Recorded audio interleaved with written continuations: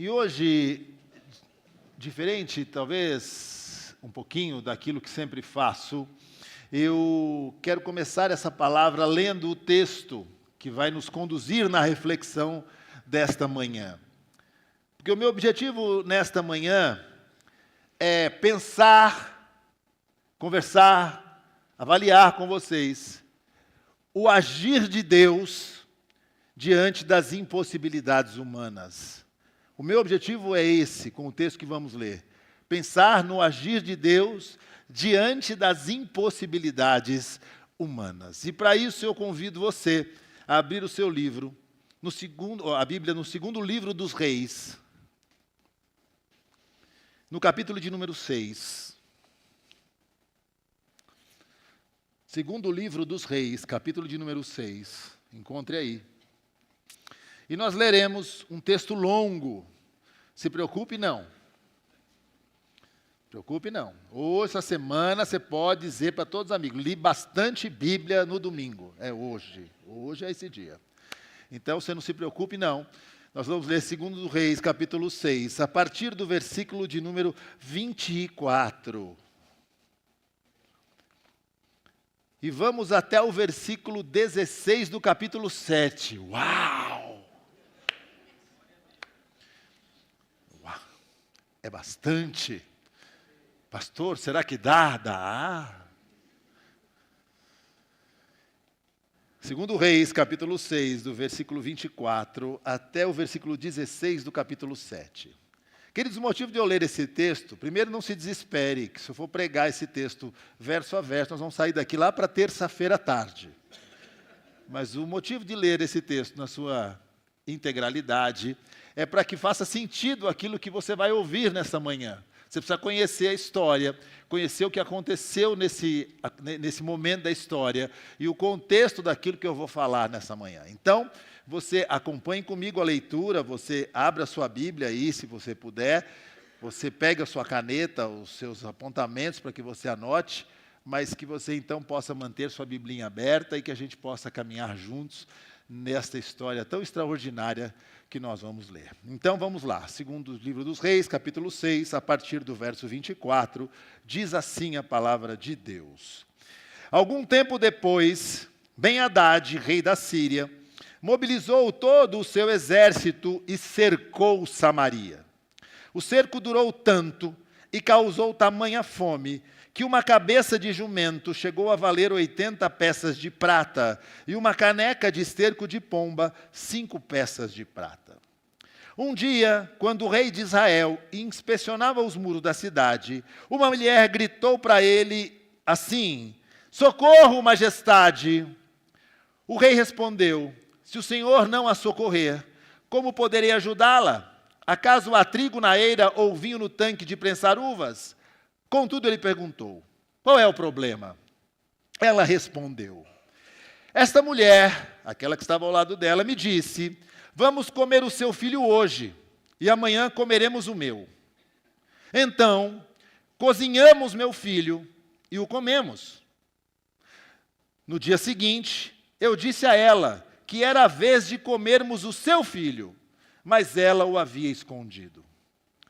Quando o rei ouviu essas palavras, ou as palavras da mulher, rasgou as suas próprias vestes. Como estava sobre os muros, o povo viu que ele estava usando pano de saco por baixo, junto ao corpo. E ele disse: "Deus me castigue com todo rigor, se a cabeça de Eliseu, filho de Safate, continuar hoje sobre os seus ombros." Ora, Eliseu estava sentado em sua casa, reunido com as autoridades de Israel. O rei havia mandado um mensageiro à sua frente, mas antes que ele chegasse, Eliseu disse às autoridades: "Aquele assassino mandou alguém para cortar minha cabeça. Quando o mensageiro chegar, fechem a porta e mantenham-na trancada. Vocês não estão ouvindo os passos do seu senhor que vem atrás dele?" Enquanto ainda lhes falava, o mensageiro chegou. Na mesma hora o rei disse: "Essa desgraça vem do Senhor. Por que devo ainda ter esperança no Senhor?" Pergunta essa feita pelo rei. Eliseu respondeu: "Ouçam a palavra do Senhor. Assim diz o Senhor: Amanhã, por volta desta hora, na porta de Samaria, tanto uma medida de farinha como 2 medidas de cevada serão vendidas por 1 peça de prata. O oficial em cujo braço o rei estava se apoiando disse ao homem de Deus: ainda que o Senhor abrisse as comportas do céu, será que isso poderia realmente acontecer? Mas Eliseu advertiu: você o verá com os seus próprios olhos, mas não comerá coisa alguma. Havia 4 leprosos junto à porta da cidade. Eles disseram uns aos outros: por que ficar aqui esperando a morte? Se resolvermos entrar na cidade, morreremos de fome. Mas se ficarmos aqui, também morreremos. Vamos, pois, ao acampamento dos arameus para nos render. Se eles nos pouparem, viveremos. Se nos matarem, morreremos. Ao anoitecer, eles foram ao acampamento dos arameus. Quando chegaram às imediações do acampamento, viram que não havia ninguém ali. Pois o Senhor tinha feito os arameus ouvirem o ruído de um grande exército, com cavalos e carros de guerra, de modo que disseram uns aos outros: ouçam, o rei de Israel contratou reis dos hititas e dos egípcios para nos atacarem. Então, para salvar sua vida, fugiram ao anoitecer, abandonando tendas, cavalos, jumentos, deixando o acampamento como estava. Tendo chegado às imediações do acampamento, os leprosos entraram numa das tendas. Comeram, beberam, pegaram prata, ouro e roupas e saíram para esconder tudo. Depois voltaram e entraram noutra tenda, pegaram o que quiseram e esconderam isso também. Então disseram uns aos outros: não estamos agindo certo. Este é um dia de boas notícias e não podemos ficar calados. Se esperarmos até o amanhecer, seremos castigados. Vamos imediatamente contar tudo no palácio do rei. Então foram, chamaram as sentinelas da porta da cidade e lhes contaram: entramos no acampamento arameu e não vimos ninguém, não ouvimos ninguém. Havia apenas cavalos e jumentos amarrados e tendas abandonadas. As sentinelas da porta proclamaram as notícias, ela foi anunciada dentro do palácio. O rei se levantou de noite e disse aos seus conselheiros: eu lhes explicarei o que os arameus planejaram. Como sabem que estamos passando fome, deixaram o acampamento e se esconderam no campo, pensando: com certeza eles sairão e então os pegaremos vivos e entraremos na cidade. Um dos seus conselheiros respondeu: manda que alguns homens apanhem 5 dos cavalos que restam na cidade. O destino desses homens será o mesmo de todos os israelitas que ficarem. Sim, como toda esta multidão condenada. Por isso vamos enviá-los para descobrir o que aconteceu. Assim, prepararam 2 carros de guerra com seus cavalos. O rei os enviou atrás do exército arameu, ordenando aos condutores: vão e descubram o que aconteceu. Eles seguiram as pegadas do exército até o Jordão. E encontraram todo o caminho cheio de roupas e armas que os arameus haviam deixado para trás enquanto fugiam. Os mensageiros relataram tudo ao rei. Então o povo saiu e saqueou o acampamento dos arameus. Assim, tanto uma medida de farinha como 2 medidas de cevada passaram a ser vendidas por 1 peça de prata, conforme o Senhor tinha dito. Louvado seja Deus. Queridos, meus irmãos, que história extraordinária. Que história extraordinária. Talvez você nunca tinha visto, ouvido, lido essa história nas Escrituras. Uma história onde um terrível período de tamanha escassez, fome, morte, desespero, angústia, dor, medo, teve fim em uma única noite. Queridos, se você prestou atenção no que leu, você entendeu que aqui tudo acontece pela ação poderosa de um Deus poderoso. Essa história já nos convida a alguma coisa. Essa história já convida a mim e a você a crer no impossível. A crer na ação de Deus em favor do seu povo. E a crer no total controle de Deus no meio da adversidade. Você precisa crer nisso. Porque hoje, queridos, hoje, nesse dia, 28 de julho de 2024, tanto vocês que aqui estão, como aqueles que ouvem essa mensagem, muitos que ouvem esse sermão, estão atravessando um momento assim. Momento de grande adversidade. Eu posso dizer isso, porque como pastor dessa igreja, eu tenho o privilégio de acompanhar alguma dessas adversidades. Digo privilégio, porque Deus me colocou nessa função também para isso, para estar ao lado de gente que atravessa a adversidade. Então, não é um privilégio, talvez, você atravessar a adversidade, com quanto você vai entender que é propósito de Deus, mas é um privilégio meu poder acompanhar pessoas que passam por adversidade. E eu posso afirmar que muitos aqui passam hoje por momentos de adversidade. Alguns podem estar literalmente diante de algo para qual não enxergam saída, solução, possibilidade humana. Gente cansada da luta, porque luta, queridos, cansa, ou não? Só eu canso. Vai ver que é porque não tenho cabelo. Mas luta, queridos, que se estende, cansa. Gente cansada. Pode ter aqui gente que foi surpreendida pelo inesperado. Gente que sequer acredita que essa situação possa mudar. Gente assim pode estar aqui. Mas para todos que me ouvem, eu quero afirmar algo, e que isso vá como flecha ao seu coração nessa manhã. Para Deus, o impossível não existe. Sabe por quê? Porque Deus tudo pode. E esse é o tema do meu sermão nesta manhã. Deus tudo pode. Será que você pode repetir isso? Deus tudo pode. Agora você pode repetir isso, crendo nisso?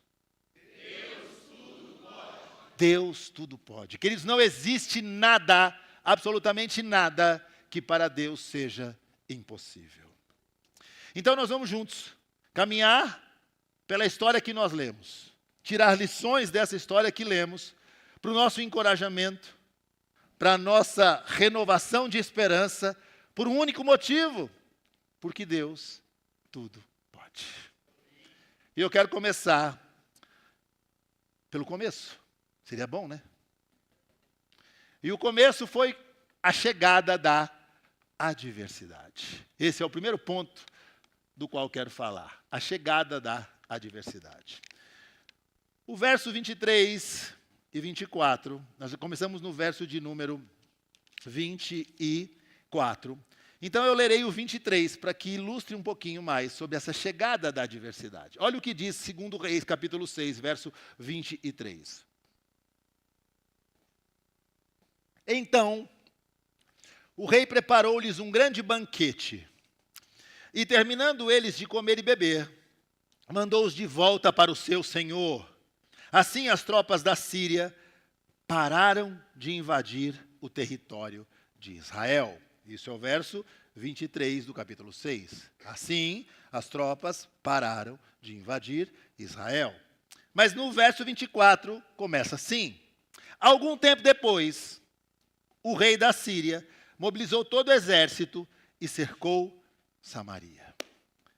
Queridos, o que tem a ver o verso 23 com o verso 24? Tem a ver que esse momento em que o rei prepara um grande banquete é um momento em que o exército do rei da Síria, numa situação anterior, é levado para dentro da cidade de Samaria, depois de um momento em que Deus cega esse exército. Talvez você já lembre dessa história, onde Eliseu se move para sempre poupar o povo de Deus, o povo de Israel, das investidas do inimigo. Mas então, no momento anterior, no capítulo 6, é o momento em que Eliseu está dentro da sua casa com o seu servo, e o servo sai pela manhã para comprar pão na padaria, para tomar café, porque era isso que ele estava indo fazer, eu sei, porque já me disseram que era isso. Ele está saindo, abre a porta, E quando ele abre a porta, ele olha e tem um exército terrível cercando a casa de Eliseu. Ele fecha a porta, volta e fala para Eliseu: deu ruim. Por quê, querido? Tem um exército aí, cercando a casa. É muita gente, é muito carro, é muito cavalo, é muito problema e nós vamos estar enrolados. Eliseu fala assim: calma, vou orar por você, querido. E faz uma oração pelo servo desesperado. A oração é: abre os olhos deste homem para que ele veja. E os olhos do homem são abertos. Você sabe o que ele vê? Um exército muito maior do que aquele que estava cercando o povo. E olhando para aquele exército, ele acredita que existe um Deus que tudo pode, cercando a vida deles. Mas aí então, a oração de Eliseu era que aquele exército fosse cegado. E o exército fica cego. E Eliseu, então, conduz aquele exército para dentro de Samaria. O povo vai ceguinho, queridos, o exército inteiro. Aí lá no meio ele ora para que os olhos daquele povo fossem abertos. O povo abre o olho e fala: deu ruim, agora é para nós. Porque eles estavam dentro dos muros de Samaria. Aí o rei fala: vamos resolver. Vamos matar esse exército, todo mundo aqui. Mata todo mundo. Bota fogo em todo mundo, corta a cabeça de todo mundo, que agora a vitória é nossa. E o conselho de Eliseu é: não. Sirva a eles um banquete. Dê a eles de comer. E o rei prepara um grande banquete. O exército inimigo come. E ele fala: depois que eles acabarem, mande eles de volta. E lá vão eles de barriga cheia. E voltam para a Síria. E chegando lá, diz que existe então um tempo de paz. Um tempo de paz. Mas o verso 24 começa dizendo que de repente, ou inesperadamente, um rei, Ciro, resolve investir novamente contra Israel. Queridos, então, depois de um período de paz, repentinamente a Síria se reorganiza, busca uma estratégia, pensa como fazer, e se dirige de novo para aquele mesmo lugar, para ir contra o povo de Deus. Depois de um tempo de paz, algo inesperado acontece. Sabe por quê? Porque o inesperado faz parte da vida. O inesperado faz parte da vida, queridos.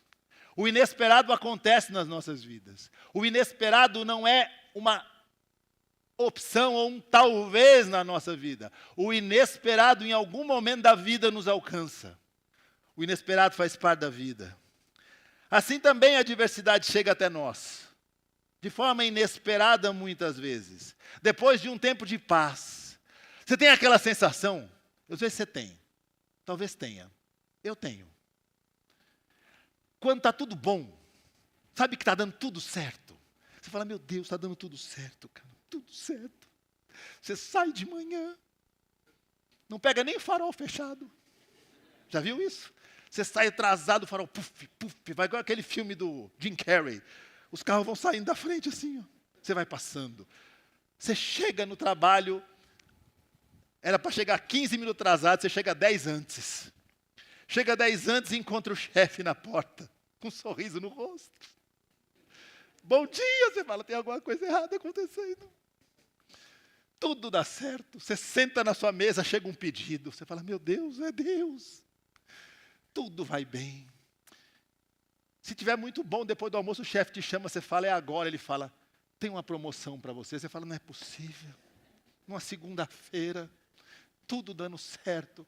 Aí quando dá lá para 6 horas da tarde, você fala: alguma coisa ruim vai acontecer. Não é possível, está tudo muito bom para ser verdade. Queridos, e o inesperado chega na nossa vida em muitos momentos assim. Quando tudo vai bem, quando tudo parece calmo, quando tudo parece que se encaixou.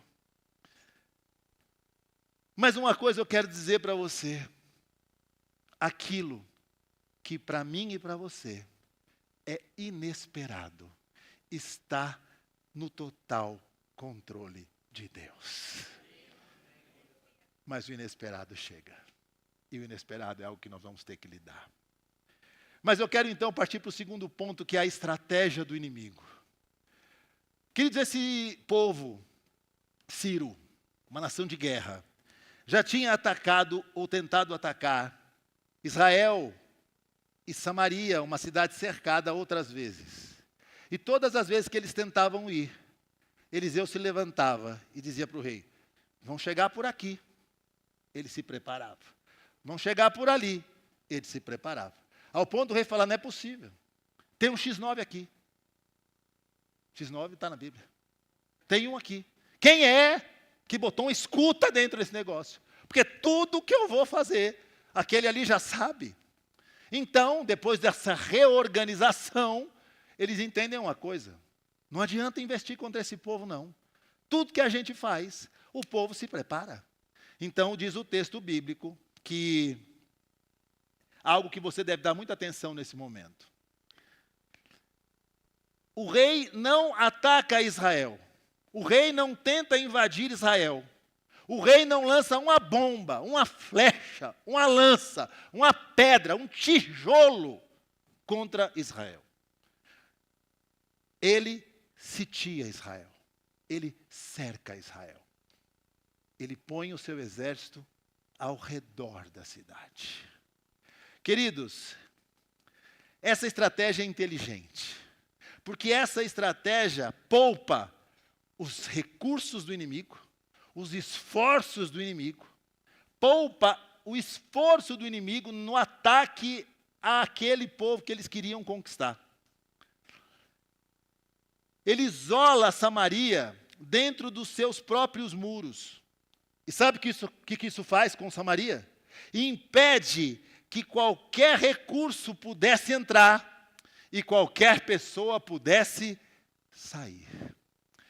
O que acontece é que agora o povo está cercado dentro dos muros, de uma segurança dos muros, mas nada, nenhum recurso entra na cidade, e de lá ninguém consegue sair. Queridos, essa estratégia inimiga funciona, porque ela é perigosa, ela é sutil. Mas sabe o que ela requer do inimigo? O que você acha que ela requer do inimigo? Agora é pergunta, hora da pergunta. O que essa estratégia requer do rei Ciro? Muito bom, está indo bem. O quê? O irmão Rômulo, eu dou o nome logo, falou. Não, o irmão Rômulo já passou para o irmão que falou. É isso mesmo, o que é? Paciência. Meu irmão, era uma coisa que requer paciência daquele inimigo, porque eles iam cercar a cidade hoje, não era amanhã que os recursos iam acabar, não era amanhã que a escassez ia chegar, ia ter que ter paciência para esperar. E sabe uma coisa que o capeta, o Satanás, tem muito? Tempo. Tempo. Ele já está com a vida ganha, para o inferno, mas já está. O trabalho dele agora não tem mais hora marcada, não tem mais boleto para pagar, ele não tem mais nada disso aí. Já está condenado, no que ele paga, está no inferno já. Mas enquanto não vai para lá, uma coisa que ele tem é estratégia e tempo. E o que a gente tem que entender aqui é que essa estratégia inimiga funciona, ela é perigosa, requer tempo para que ela dê resultado. Então eu tenho algo para dizer para você. Cuidado com aquilo que cerca você. Cuidado com aquilo que cerca você. Muitas vezes a gente acha que o inimigo vai ficar dando flechada na gente. Vai ficar mandando bomba na gente. Vai ficar fazendo que a gente seja verdadeiramente infernizado, de onde vem o termo infernizar. Trazer o inferno para a sua vida, mas não. Muitas vezes a estratégia do inimigo é essa. É o cerco, é o sítio. O apóstolo Paulo, quando o escritor de Hebreus, no capítulo 12, quando ele vai falar sobre os heróis da fé, no capítulo de número 11, no capítulo 12 ele diz assim no primeiro verso: portanto também uma vez nós, que estamos rodeados por tamanha grande nuvem de testemunhas, livremo-nos de tudo que nos atrapalha, e do pecado que nos envolve, para que possamos correr com perseverança a corrida que nos é proposta. O que ele diz aqui é que existem duas coisas que nos impedem de correr. Primeiro é o pecado que nos envolve. E segundo é aquilo que nos atrapalha. Se ele separa pecado daquilo que nos atrapalha, ele está dizendo que nem tudo que nos atrapalha é pecado. Nem tudo que nos atrapalha é pecado, mas tem coisa que não é pecado, mas que nos atrapalha. Ele diz que nós devemos nos livrar de tudo isso que nos cerca e nos atrapalha. E esse ainda é um modo eficaz que o inimigo usa para destruir o povo de Deus. Ele nos cerca. Sabe como? Nos cerca de problemas. Problemas que você passa tempo e tempo pensando como resolver. Aquele problema que você acorda 2 horas da manhã, 1h30, entendeu? Não. Você fala assim, eu só vou dar uma idinha no banheiro rápida. Você vai no banheiro, mas até você sair do seu quarto, ir ao banheiro, coisa de poucos metros, você já pensou pelo menos uns 36 assuntos. Aí você vai ao banheiro, volta e aqueles 36 já são 72. Aí você fica, meu Deus, como é que eu vou resolver isso? Meu Deus do céu, como é que vai fazer esse negócio amanhã, não sei o que. Não, mas tem outro pior, que não sei o que. Aí acabou o seu sossego. Ele também nos cerca de compromissos. Sabe gente cheia de compromisso? Compromisso. Já falei aqui. Se tem algo que o diabo e o inimigo sabe fazer bem feito, é dar ao povo de Deus compromissos que o distraia. Te cerca de coisa para fazer, de compromissos. Te cerca de propostas. Um outro cerco perigoso. Propostas. Propostas que tentam você, que inclinam você, que empurram você para onde você não deve ir. Mas mais, te cercam de pessoas erradas. Se tem um cerco, queridos, que o inimigo faz, é pôr no caminho de gente certa, gente errada. Te cerca de gente errada. Porque quando ele vai fazendo isso, ele vai enchendo a sua cabeça, ele vai distraindo você, ele vai roubando as suas forças, ele vai tirando de você e ele vai isolando você. E sabe o que o inimigo faz quando a primeira coisa que ele quer isolar de você? Ele nos isola de pessoas que possam nos ajudar e nos isola finalmente de Deus.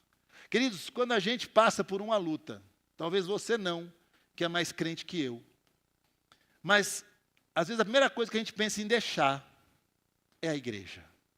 Você fala, já não basta a minha semana difícil. Eu ainda vou na igreja, de domingo de manhã ainda, porque domingo de manhã acordar cedo é uma luta. Os irmãos ficam assim, ó, não sabe se faz assim, se faz assim. Tem uns irmãos que é uma luta. Já falei, nossa luta não é contra a carne ou sangue, mas contra os lençóis, o colchão de molas, aquele do pillow top alto, aquele travesseiro da NASA. Aquele é travesseiro do inimigo, aquilo ali. Não é travesseiro da NASA, é travesseiro do inimigo aquele negócio. Que ele abraça a sua cabecinha. E diz lá assim, ele não deforma, ainda mostra propaganda. Você... Oh! Queridos, é difícil, mas a gente se isola de tudo aquilo que pode nos confrontar, de tudo aquilo que pode nos despertar, de tudo aquilo que pode nos animar. E o inimigo sabe disso, e a gente se isola de Deus, da casa de Deus, de pessoas de Deus, de companhias de Deus, de conselhos de Deus. Isolamento. Muita gente hoje está sitiada, isolada, tentando lidar com seus problemas sem a ajuda de Deus, e sem a ajuda daqueles que Deus levanta para ajudar. Queridos, Deus levanta pessoas para ajudar pessoas. Você vai dizer amém mais de bonito agora. Deus levanta pessoas para ajudar pessoas. Amém. Do mesmo jeito que o inimigo também levanta. E você precisa discernir aqueles que Deus levanta, aqueles que o inimigo levanta na sua vida. Porque aquele que fala o que você quer ouvir, muitas vezes não é aquele que Deus levantou. Aquele que Deus levantou é aquele que fala, você está errado, você precisa mudar, esse caminho é caminho de morte, e eu tenho para você caminho de vida. O que nós temos que entender é que o cerco acontece. Gente que não tem mais força, gente que às vezes desiste de sonhar, desiste das amizades boas, da igreja, de tentar recomeçar. Sabe por quê? Porque está sitiada, porque está cercada. Mas se for essa a sua condição, se sentir sufocado, se sentir sem saída, se sentir sem opção, se sentir sem caminho, eu quero dizer algo para você. Deus tudo pode. Deus tudo pode, querido. Você não pode mais achar que esse é o fim. Esse Deus que está nessa manhã aqui, tem poder de libertar você como libertou esse povo de qualquer cerco que esteja cercando a sua vida. E a minha oração é que no nome de Jesus, toda cadeia, todo laço, todo cerco caia por terra em nome de Jesus. Você não pode achar que é o fim. Você não pode achar que terminou. Você não pode achar que não tem saída. Porque Deus tudo pode. Mas normalmente a situação de um cerco caminha para um momento de extrema gravidade. E eu quero falar aqui agora sobre a gravidade da situação. Eu li o texto. E talvez você detectou, como inteligente que é, qual foi o fundo do poço desse movimento e desse povo. Qual foi? Esse aí mesmo. Qual foi?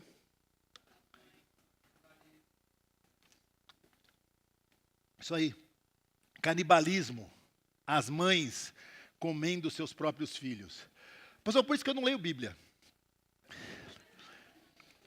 Só imagina, eu pego a Bíblia. Deus fala comigo.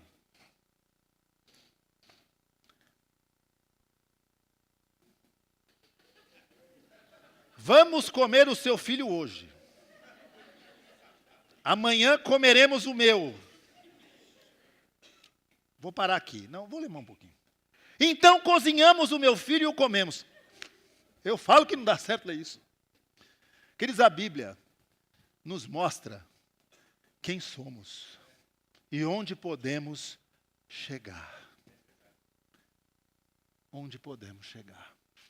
Você talvez já ouviu aquele filme do avião que caiu na cordilheira dos Andes, em que diante da total fome, escassez, necessidade de viver, eles começam a comer aqueles que haviam morrido. Eu sei que os irmãos fazem assim, eu também não queria comer. Mas, para preservar a vida, a gente não sabe aonde chega. O que mostra o texto é que realmente a situação era essa. O rei caminha pelos muros da cidade. Quem era esse rei? Para que você entenda um pouquinho quem ele era. Esse rei chamava-se Jorão. Tinha um pai e uma mãe, ó. Sabe quem era os pais desse rei? Acabe e Jezabel. Não podia sair coisa boa, querido, ali. Se você ler um pouco antes, a Bíblia vai dizer que ele era um pouco melhor que os seus pais. Mas mesmo assim andou longe dos caminhos de Deus. Um pouco melhor, porque não tinha pior. A palavra de Deus que não dou pior que Acabe e mulher mais infernal, satânica do que Jezabel. Esse era o filho deles.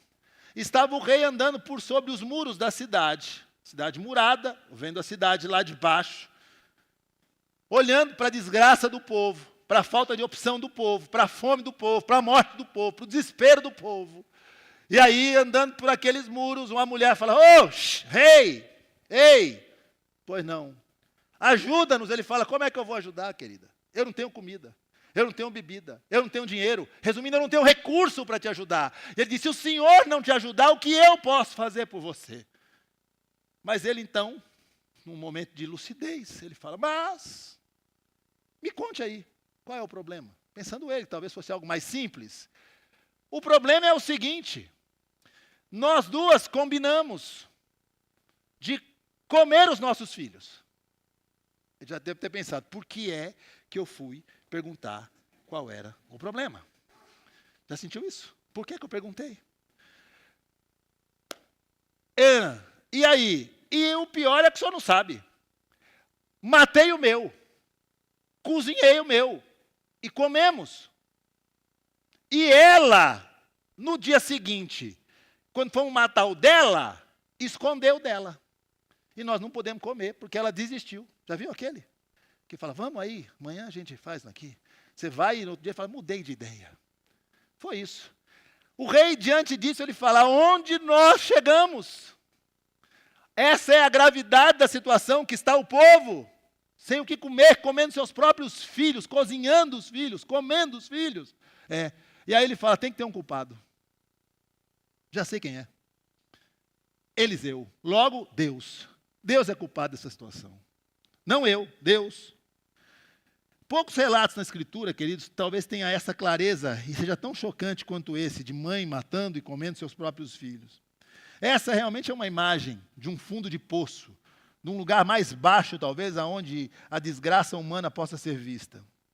O rei diz claramente que não tinha recurso nenhum. O povo também não tinha recurso nenhum. Não havia possibilidade nenhuma.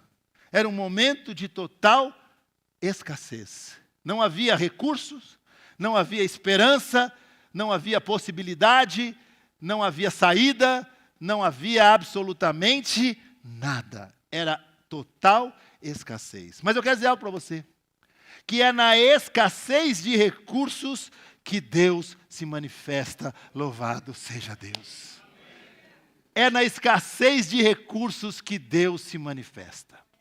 Sabe quando é que Deus vai fazer algo extraordinário e um milagre extraordinário na sua vida? Quando você não tiver mais possibilidade de fazer absolutamente nada. É isso. Queridos, o rei olha para aquela situação e não tem mais o que possa ser feito. Sabe por quê? Porque é Deus que tem e sempre terá todos os recursos que nós precisamos à nossa disposição.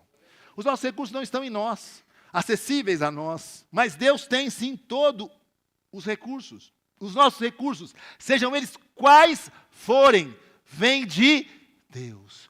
Eduardo, hoje na ministração da oferta, falou sobre o Deus que se cuida das aves, o Deus que cobre as aves, a Deus que dá às aves roupas mais bonitas do que o próprio Salomão pôde vestir, o Deus que dá comida, o Deus que dá guarida, o Deus que dá teto, o Deus que dá roupa, o Deus que dá suprimento, é o Deus que acrescenta todas as coisas para a glória do seu poder. É Deus quem supre, é Deus que tem recursos.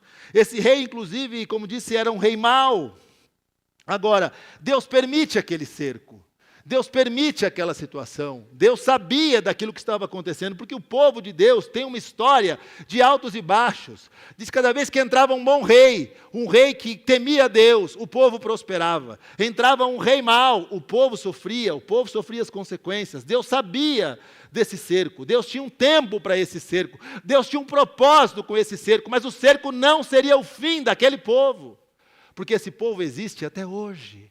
Deus sempre teve as mãos sobre o povo dele. Você hoje é esse povo, você é o Israel de Deus, você é o povo de Deus, e as mãos de Deus estão estendidas sobre você.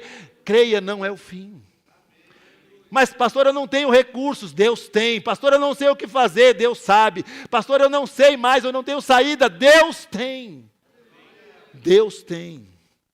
Mas o que eu quero destacar aqui é que não importa o motivo do sofrimento, nem a gravidade, porque Deus tudo pode.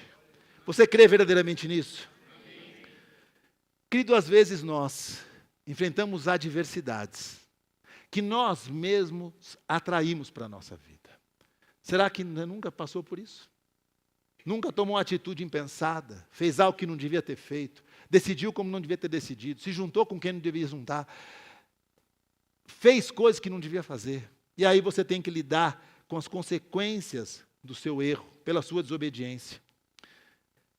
E isso pode nos levar a momentos de escassez, de dor, de medo, de desespero. Mas Deus é Deus de novas oportunidades. Foi o que nós ouvimos no último domingo pregado pelo André.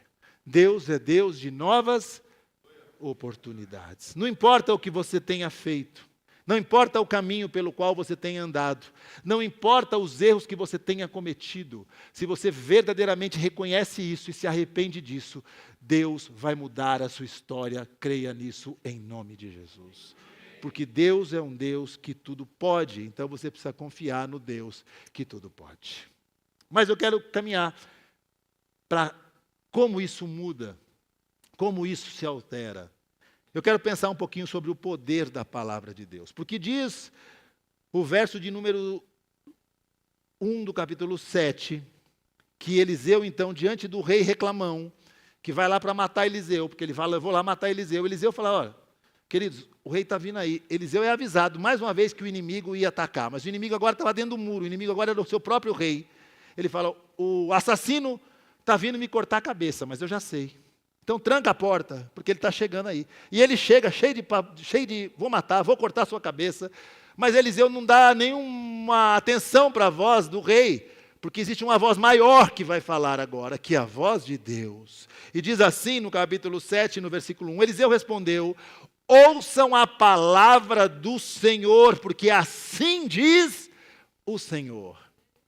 Amanhã, por volta desta hora, haverá suprimento, haverá comida boa vendido barato, porque você viu que uma cabeça de jumento que não valia nada, a escassez era tanta que era vendida por 80 peças de prata, para tentar ver se ali tinha alguma coisa que pudesse suprir. Uma caneca de esterco de pombo usado para fazer farinha, porque não existia alimento, por 5 peças de prata. Você já pensou, querido? Mas ele diz, amanhã, cevada e aveia serão vendidos por 1 peça de prata, e muita comida. O que nós vemos aqui é que tudo isso ele diz, diante do trágico desfecho desse cerco, a palavra do Senhor é que surge, e surge com poder para transformar imediatamente tudo de forma sobrenatural. Deus fala através da boca de Eliseu, decretando o fim daquela situação, porque a palavra de Deus tem poder. A palavra de Deus tem poder. Querido, você tem que entender algo aqui. Foi pela palavra que tudo o que foi feito se fez. Deus disse, haja, e houve. Deus disse, seja feito, e foi feito. Palavra de Deus tem poder. Diante dessa palavra, nenhum inimigo prevalece. E através dessa palavra, Deus age. Mas diante dessa palavra, podemos duvidar. E isso também é um cerco de Deus, ou do inimigo na nossa vida. Queridos, a palavra de Deus está aqui. Ela foi escrita. Ela foi iluminada e inspirada por Deus. Ela começa em Gênesis e ela termina em Apocalipse. A palavra de Deus está revelada neste livro aqui. Eu não tenho poder nem autoridade, como ninguém tem, de chegar aqui e falar, eu vou dizer na sua vida que hoje Deus está fazendo algo na sua vida. Porque eu posso dizer para você, é que se Deus é por nós, quem será contra nós? O que eu posso dizer para você é que agindo Deus, quem impedirá? O que eu posso dizer para você é que Deus é o mesmo ontem, hoje e eternamente. O que eu posso dizer para você é que Deus é o alfa e o ômega, o princípio e o fim. O que eu posso dizer para você é que Deus está no controle de todas as coisas. O que eu posso dizer para você é que Deus é imutável. O que eu posso dizer para você é que Deus é imenso. O que eu posso dizer para você é que Deus é todo poderoso. O que eu posso dizer para você é que Deus é infinito. O que eu posso dizer para você é que Deus não se limita. Mas eu não posso dizer para você o que Deus vai fazer na sua vida, porque eu não sou Deus. Deus não está a meu serviço. Eu estou a serviço de Deus. E a palavra de Deus está nas minhas mãos. E eu quero dizer para você que aquilo que a palavra de Deus promete vai se cumprir na sua vida. Creia nisso em nome de Jesus. Queridos, quando nós olhamos aqui, a palavra de Deus tem poder. Mas diante da palavra de Deus e do poder de Deus, existe gente que duvida. Porque diz o texto que lemos, que um oficial que estava ao lado do rei, diante de Eliseu, diz o seguinte, ainda que o Senhor abra as comportas do céu, será que isso pode mesmo acontecer? E a resposta de Eliseu para ele é, você vai ver acontecer. Você vai ver acontecer. Mas não vai desfrutar do que você vai ver. Sabe por quê? Porque você duvidou. Porque você não acreditou. Porque você disse, se Deus não pode, nem que Deus queira abrir as janelas dos céus, Ele pode fazer tal coisa. E eu quero dizer algo para você. Se Deus disser que vai acontecer, vai acontecer.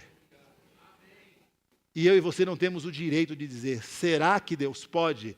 Porque Deus tudo pode. Está claro isso para você? Você entende isso? A palavra de Deus é poder, e é na palavra de Deus, e através da palavra de Deus, que Deus tudo pode. Mas aí o poder de Deus precisa agir, nós precisamos conhecer a palavra de Deus, mas nós queremos, além de conhecer, ver a palavra de Deus, ver o poder de Deus em ação, e eu quero falar sobre o poder de Deus em ação. E eu gosto disso aqui, o poder de Deus em ação. Querido, sabe como começa o capítulo número 7? Havia 4 leprosos à porta da cidade. Meus irmãos, é aí que o poder de Deus entra em ação. Sabe através de quem de 4 leprosos que estavam à porta da cidade. O que faziam aqueles 4 leprosos à porta da cidade? Algo simples. Primeiro, não podiam entrar na cidade, porque eram leprosos. E o leproso não tinha direito a entrar na cidade. Mesmo a cidade morrendo de fome, o leproso estava do lado de fora. Ele era bem-vindo? Não. Ele era maldito. Sabe o que isso mostra para mim e para você? Que Deus usa improváveis. Improváveis. Eles eram os mais improváveis. Agora, por que Deus usa improváveis? Deus usa improváveis para que a glória seja dele. Queridos, Ele usa improváveis para que a glória seja dele. Por quê, queridos? Porque o plano de Deus contou com gente mais sem esperança dos que estavam dentro dos muros. Aqueles que estavam lá dentro não tinham esperança nenhuma. Nenhuma. Ia morrer de um jeito e de outro. Mas aqueles leprosos, nem se comida existisse, tinham esperança. Eles eram os mais desesperados de todos eles. E por que Deus usa gente assim? Oh, louvado seja Deus! Porque gente assim não tem opção a não ser correr para ver Deus agir. Sabe o que acontece aqui? Os leprosos fazem o seguinte. Bom, estamos aqui. 4 leprosos. Pense comigo. Você que é bom de imaginar, vou te ajudar. 4 leprosos. Porta da cidade atrás. Acampamento Ciro na frente. A situação é essa. Bom, eu estou com fome, você está com fome, você está com fome, você está com fome. Você está caindo nos pedaços, você está caindo nos pedaços. Você já perdeu o nariz, você perdeu a orelha, você perdeu a mão, você perdeu o dedo. Nossa, a situação está ruim. Está ruim. Lá dentro está ruim também. E mesmo ruim, não podemos entrar. Para frente, não sei como é que está. Mas, pense o seguinte. Se a gente ficar aqui, vamos morrer. Se a gente se lançar lá, talvez morramos também. Mas não tem problema.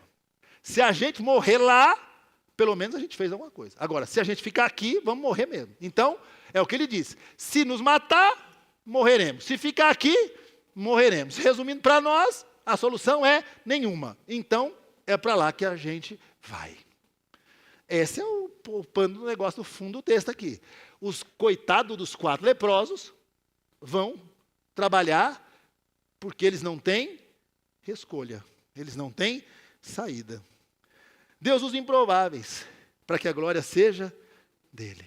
Deus podia levantar o rei lá dentro. Eliseu podia chegar, olha, tem uma profecia aqui. Já sei que o acampamento ficou vazio. O senhor vai lá e saqueia o acampamento. Não. Podia um ministro, Eliseu, alguém? Não. Eu vou usar gente do lado de fora. Eu vou usar gente que está morta. Eu vou usar gente que não tem saída. Eu vou usar gente que não tem mais solução. Eu vou usar gente que não tem mais possibilidade. Sabe por quê? Porque quando eu usar essa gente, a partir do que eu vou fazer, a glória não será deles, a glória será minha. Deus pode e vai fazer milagres na sua vida. Sabe para quê? Não para te deixar feliz. Você vai ficar. Mas para que a glória seja dele. O maior pecado que você pode cometer é dizer, eu fiz, fui eu que resolvi. E quando você tem recurso, como eu tenho, a gente resolve. A gente dá um jeito. Aí alguém pergunta, como é que você fez? Não, eu fiz assim, eu fiz assado, eu peguei meu dinheiro, eu fiz isso, eu estudei, peguei meu diploma da faculdade, eu consultei o tarô evangélico, tem uns irmãos que fazem esse negócio aí, eu fiz não sei o quê, fui eu que fiz. Agora, quando você puder dizer assim, ó, eu não fiz absolutamente nada, porque eu não tinha nada para fazer, mas Deus fez através de mim, louvado seja Deus. Sabe para quem é a glória? Para Ele. Milagre na vida do crente serve para que a glória seja dele. Veja Deus agir na sua vida todos os dias. Dê glória a Deus todos os dias. Levante a Deus todos os dias toda a glória, toda a honra, toda a majestade que Ele merece. E às vezes a gente vai ficar sem recurso para isso. Sem recurso. Sem condição de fazer. Para que a glória seja dele. E quando a gente olha aqui, muitas vezes Deus trabalha na nossa situação colocando diante de nós pessoas simples, que são portadoras de boas notícias, pequenas oportunidades, portas estreitas que a gente não valoriza, que é Deus fazendo. Muitas vezes, por nosso orgulho, não valorizamos o pouco, não valorizamos o simples, não valorizamos o pequeno. Muitas vezes não buscamos aqueles que estão ao nosso lado, que Deus levantou para nos ajudar. Mas Deus age usando quem Ele quer. Deus age usando o que Ele quer. E Deus faz como Ele quer. Deus fez um barulho, queridos, diz o texto, tão grande naquele acampamento, que aqueles soldados valentes correram todos numa noite. Diz o texto que eles ouviram um barulho como de muitos exércitos, muitos carros de guerra, gente chegando e cercando. Eles falaram, o rei contratou gente de fora, o rei se juntou com mais 3, 4 reis, contratou os exércitos, estão vindo contra nós, vamos dar no pé daqui, vamos dar o fora daqui, que deu ruim para nós, vamos sair correndo daqui. E aqueles soldados valentes, numa noite, saem correndo e largam tudo para trás. Tudo para trás. Deus conhece a fraqueza do povo, querido. O povo não estava comendo. O povo estava comendo os filhos.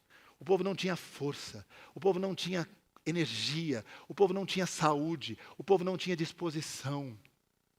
Por isso, Deus não usa o povo. Porque Deus conhece a fraqueza do seu povo. Deus sabe o momento que você atravessa. E se você não tiver força para fazer, Deus vai levantar pessoas que vão ajudar você a fazer. Se você não tiver disposição para fazer, Deus conhece e Deus vai usar todos os meios que Ele puder e precisar para fazer que aconteça na sua vida. Creia nisso em nome de Jesus. Deus faz, Deus opera. E em situações assim, o que nós devemos esperar é que Deus se levante em nosso favor. E Ele vai se levantar, sabe por quê? Porque Deus tudo pode. Você crê nisso? Agora, nós temos que entender uma coisa aqui. Nós estamos nessa manhã, aqui, nesse lugar, nesta igreja, nesta hora, diante do mesmo Deus que agiu naquela situação. Porque Deus nunca mudou, queridos. Deus é imutável. O mesmo Deus que agiu lá é o Deus que age aqui. O mesmo Deus presente lá é o Deus presente aqui. Eliseu conhecia muito bem esse Deus. Sabe por quê? Porque Deus sempre foi o profeta usado diante das impossibilidades humanas. Deus sempre foi. Se você olhar para esse livro que lemos, o segundo livro dos Reis, desde o seu início, você vai encontrar Eliseu sucedendo alguém. Lembra quem? Elias, sucessor de um outro homem de Deus. Um sucessor que pede a esse Deus do profeta anterior que desse a ele porção dobrada do Espírito que estava sobre Elias. Ele não pediu glória dobrada, reconhecimento dobrado. Não, ele pediu porção dobrada, para que ele pudesse fazer ainda mais e ver Deus agir ainda mais. Eliseu é o profeta das impossibilidades humanas. Eliseu era aquele que, diante de uma viúva, às portas da morte, diz para ela: o que você tem em casa? Uma botija de azeite. É só o que tenho. E não é suficiente para o que eu preciso. E diante da total impossibilidade, ele multiplica aquele azeite. Porque ele sabia e conhecia um Deus que tudo pode. Mas a mesma viúva que teve o azeite multiplicado, tempo depois, tem em casa um filho morto. Porque o filho dessa viúva morre. E essa viúva procura aquele que conhece o Deus que tudo pode. E aquele que conhece um Deus que tudo pode, vê um Deus que tudo pode agir. E o filho daquela viúva volta à vida. Mas ele anda mais um pouco. e recebe às portas da casa dele um oficial leproso chamado Naamã. Um homem que chega diante da sua casa, cheio de empáfia, cheio de orgulho, prepotente, para lhe botar o dedo no rosto e dizer: eu estou aqui para que você resolva o meu problema. Mas Eliseu, que conhece o poder de um Deus que usa improváveis, manda que um servo seu saia à porta e diga para esse homem chamado Naamã: o meu senhor Eliseu te disse que ali na frente tem um rio, e que a sua cura está na água daquele rio. Não, a sua cura está em você obedecer a palavra de Deus. Vá, mergulhe 7 vezes e sua lepra ficará curada. Você conhece a história? Naamã indignado fala: vou embora, vou embora. Quem pensa que é esse homem para me mandar tomar banho num rio desse? Um rio sujo, rios muito melhores que esse tem lá de onde eu vim. Mas um servo, um empregado, um humilde servo diz a Naamã: Senhor, se ele te pedisse algo difícil, o Senhor não faria. Quanto mais se lançar nessas águas e obedecer essa ordem do homem de Deus. E diz que Naamã então reflete e fala: é verdade. E entra naquele rio e mergulha uma, tão leproso quanto antes. Mergulha 2, tão leproso quanto antes. Mergulha 3, tão leproso quanto antes. E talvez Naamã, olhando para si, dizia assim: o que é que eu estou fazendo nesse rio? Que loucura chegou na minha mente para eu acreditar que um banho de água suja num rio sujo vai mudar a minha história. Mas ele persiste. E diz o texto que quando ele mergulha 7 vezes, não conserta-se a carne de Naamã, mas diz o texto que a carne dele se tornou como a carne de uma criança. Porque Deus usa improváveis para que a glória seja dele, porque Ele é o Deus que tudo pode. Deus tudo pode. Eliseu era um profeta das impossibilidades, dos extremos, do momento do fim, onde não existia mais saída, mais possibilidades. O final dessa história, meus irmãos, foi muito feliz para o povo, porque o texto que eu terminei dizendo, o último versículo que eu li diz: assim, tanto uma medida de farinha como 2 medidas de cevada passaram a ser vendidas por uma peça de prata, conforme o Senhor tinha dito. Louvado seja Deus. A felicidade do povo: agora existia comida em abundância, agora todo mundo tinha acesso a comer, a comida era barata, o poder de Deus se fez presente, a palavra de Deus se cumpriu, a promessa se cumpriu. Mas a alegria não foi de todo o povo. Existia um que havia duvidado. E diz o texto que o rei havia posto o oficial, em cujo braço tinha se apoiado como encarregado à porta da cidade. Mas quando o povo saiu para receber toda aquela bênção, atropelou-o junto à porta, e ele morreu, conforme o homem de Deus havia predito, quando o rei fora à sua casa. Aconteceu conforme o homem de Deus dissera ao rei: amanhã por volta dessa hora, você verá a prosperidade dessa cidade. Você verá o povo comendo e comprando comida barata. Mas você não participará dessa bênção, porque você não creu, porque você duvidou. Queridos, a promessa era de suprimento ao povo, mas também de juízo ao descrente. A promessa era promessa de suprimento ao povo, mas de juízo ao descrente. Eu termino esse sermão hoje que coloque em cada um de nós a certeza no coração de que para Deus não existe impossíveis, porque Deus tudo pode.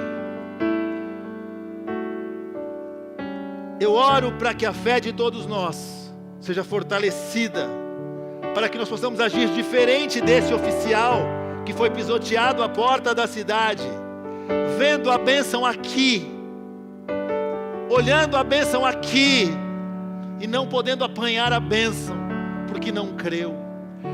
Meu irmão, minha irmã, você que me ouve, você não pode sair nesta manhã desse lugar sem acreditar no Deus que tudo pode. Você não pode sair nesta manhã daqui achando que o seu fim chegou, que o fim da sua história chegou, que o fim dos seus sonhos aconteceu, que terminou para você, porque Deus tudo pode. E você não pode sair daqui assim, não pode. Eu oro para que hoje seja um dia, mas sabe do que? De boas notícias. Porque o texto diz que diante de tanta bênção, de tanta prosperidade, que aqueles 4 leprosos viram, eles chegaram a uma conclusão. Diante dessas boas novas, nós não podemos ficar calados. Querido, se existia alguém que tinha o direito de ver aquela cidade morrer de fome, eram aqueles 4 homens. Tudo isso é nosso. Eles nunca nos quiseram, eles nunca estenderam as mãos para nós, eles nunca abriram as portas da cidade para nós, eles nunca nos deram um pão velho para comer, e nós agora vamos levar as boas notícias para eles, dizendo que existe tanta prosperidade do lado de fora, mas eles, usados por Deus, improváveis, entendem que Deus os usou para serem os porta-vozes das boas novas. Eu tenho uma boa notícia para você nessa manhã. O Senhor Jesus, aquele que morreu na cruz pelo seu pecado, que pagou a sua dívida, está presente aqui. E a maior notícia que Ele tem para você é a salvação em Cristo Jesus, algo que só Ele pode fazer. As boas notícias e a salvação de um povo condenado, por gente condenada, é uma imagem do Evangelho de Cristo. Nós éramos assim, sem esperança, sem possibilidade de saída, sem esperança de vida, mas um dia o Senhor Jesus nos alcançou e nos trouxe vida e nos fez porta-vozes da vida.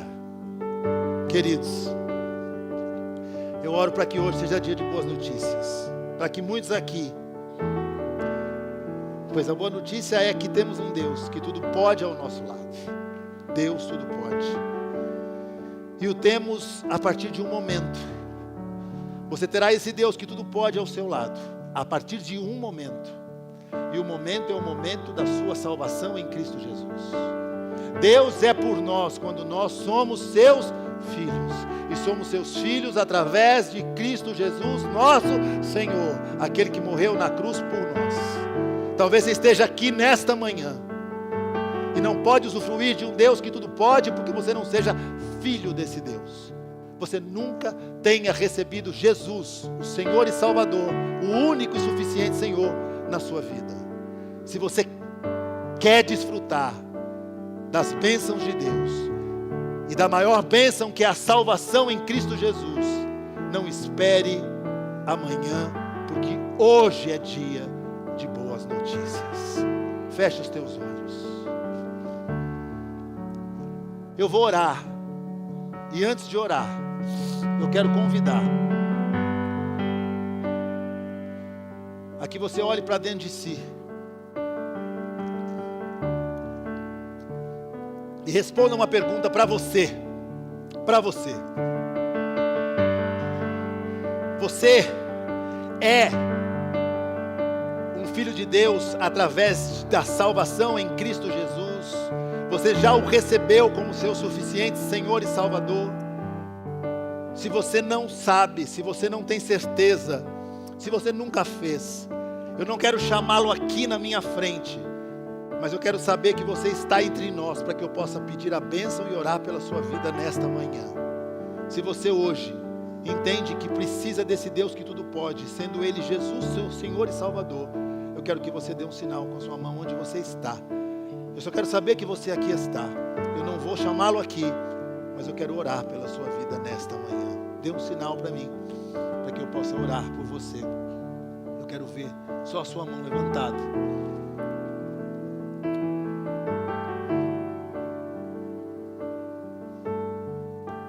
Queridos, eu quero que você se levante. Todos, se levantem.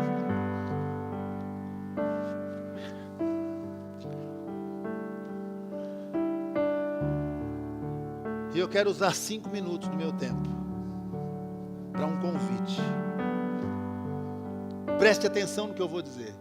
Preste atenção no que eu vou dizer. Eu quero convidar a você que hoje se sente cercado por algo que tem roubado a sua alegria, o seu suprimento, o seu tempo na presença de Deus.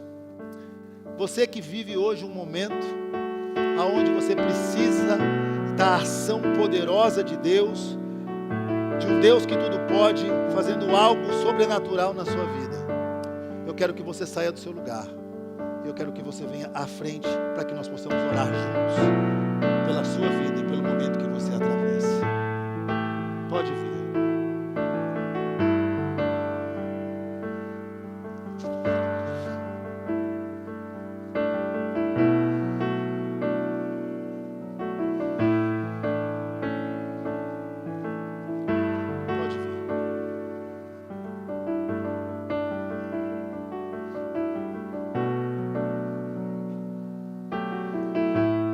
Mais para cá, por favor, para que o pessoal possa chegar aqui.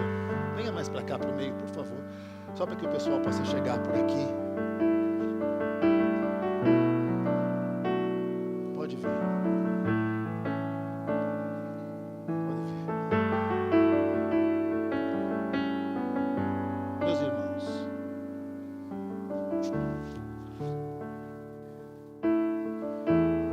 a nossa vida, ela é coberta de momentos inesperados. A nossa vida, por muitas situações e vezes, vai sair do nosso controle. Coisas que nós não esperamos vão nos alcançar. Mas o que você precisa crer, a partir do que você ouviu nesta manhã, é que basta Deus agir para que tudo seja mudado. Deus não precisa de tempo, Deus não precisa de recursos, Deus não precisa de projetos, Deus não precisa de planos, Deus não precisa de absolutamente nada, porque a palavra de Deus tem poder de criar todas as coisas a partir do nada. Se os seus recursos acabaram, é momento de Deus agir na sua vida, porque Deus trabalha na escassez de recursos. Se a sua esperança acabou, o Senhor está nesta manhã aqui para renová-la em nome de Jesus.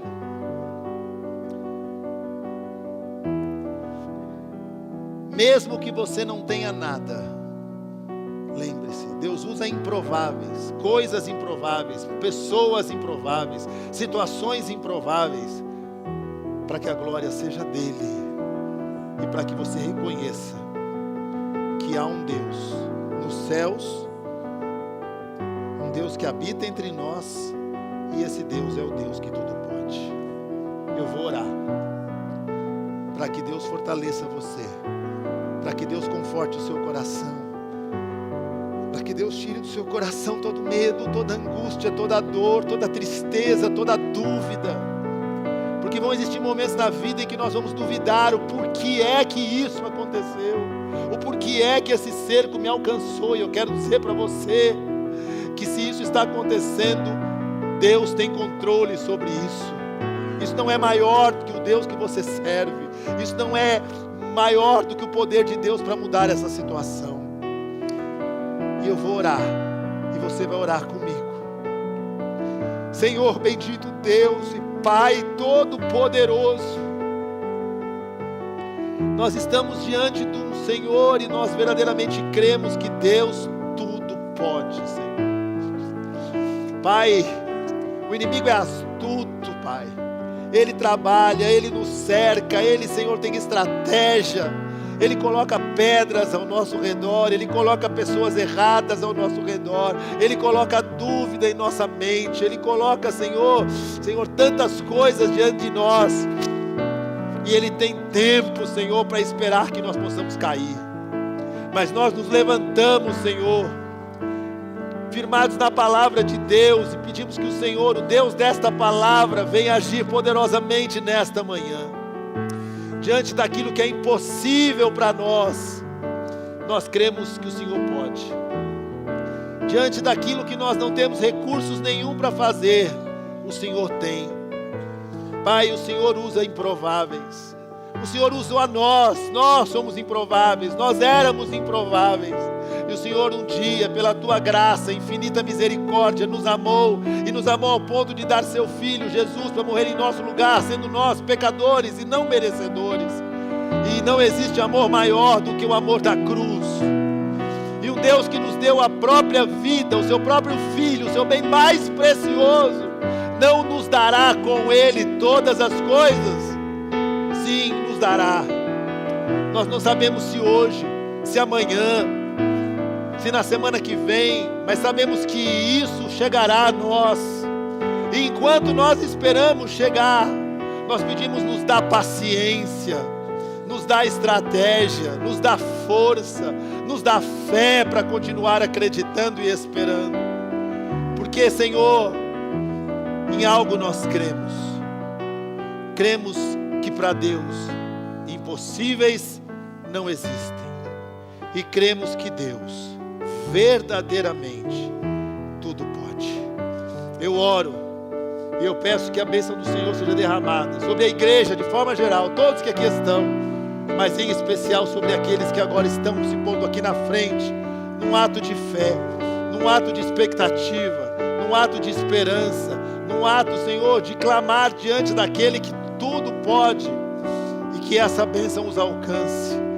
E que, se for da Tua vontade, como foi feito neste episódio que lemos, o Senhor possa mudar essa situação ainda hoje. Porque o tempo não pertence ao Senhor nem a mim. O tempo não pertence a mim. A hora de acontecer, Senhor, não pertence a mim. Mas tudo está no controle das Tuas mãos. O tempo não faz diferença para o Senhor. O Senhor é Senhor do tempo e sobre o tempo. Então age segundo a Tua vontade. Nós nos submetemos a ela e declaramos: Deus tudo pode. Será que a igreja pode repetir isso comigo 2 vezes? Deus. Mais uma vez. Louvado seja esse Deus que tudo pode. Que Deus abençoe você. Que Deus te abençoe. Deus tudo pode, meu irmão. Deus tudo pode. Pode tomar o seu lugar, queridos.